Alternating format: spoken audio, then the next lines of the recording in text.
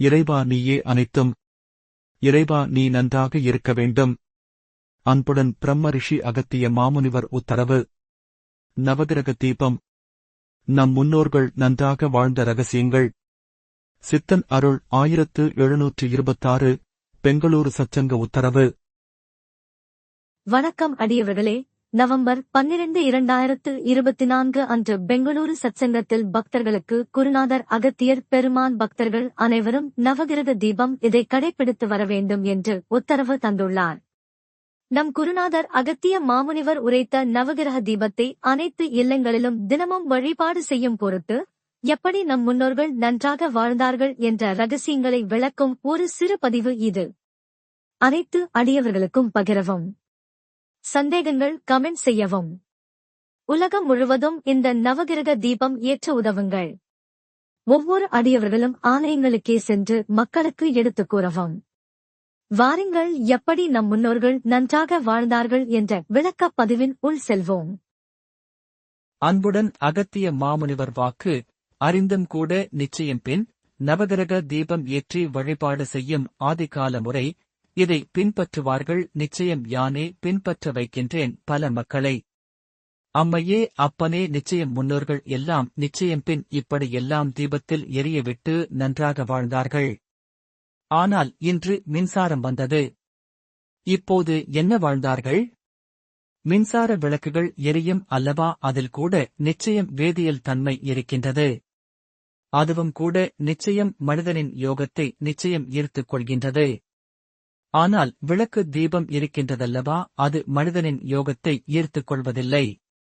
மாறாக தீபம் சக்திகளை ஈர்த்து மனிதர்களுக்கு யோகத்தை கொடுக்கும்.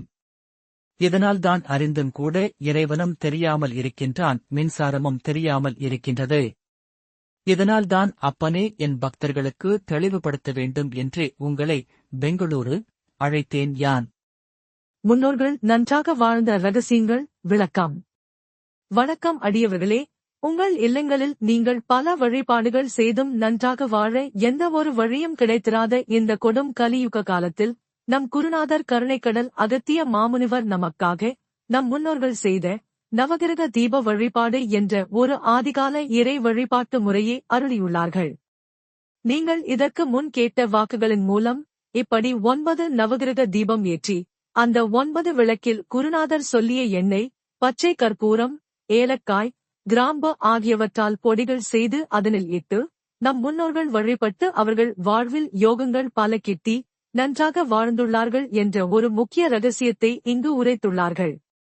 பல சோகங்கள், பல தோல்விகள், பல தடைகள், பல ஏமாற்றங்கள், வாழ்க்கையில் பல வலிகள் என்று இருள் மட்டுமே நிறைந்த நம் கலிகால வாழ்வில் மாபெரும் ஒளியாய் நம் குருநாதர் அருளால் இந்த நவகிரக தீப வழிபாடு நம் அனைவருக்கும் கிடைத்த ஒரு பொக்கிஷம். அனுதினமும் விளக்குகள் ஏற்றி வழிபாடு செய்து குருநாதர் சுட்டிக்காட்டிய தர்ம வழியில் நடந்து உயர் நல் வாழ்வு கிடைக்கப் பெற்று வாழ்வில் உயர்வடைவோம். ஓம் அன்னை ஸ்ரீ லோபாமுத்ரா உடனுரை தந்தை அகத்திய மாமுனிவர் திருவடிகளில் சமர்ப்பணம். சர்வம் சிவார்ப்பணம்.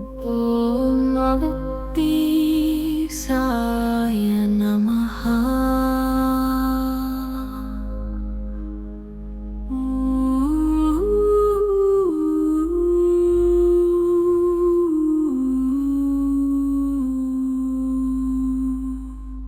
Om Agati Saya Namaha.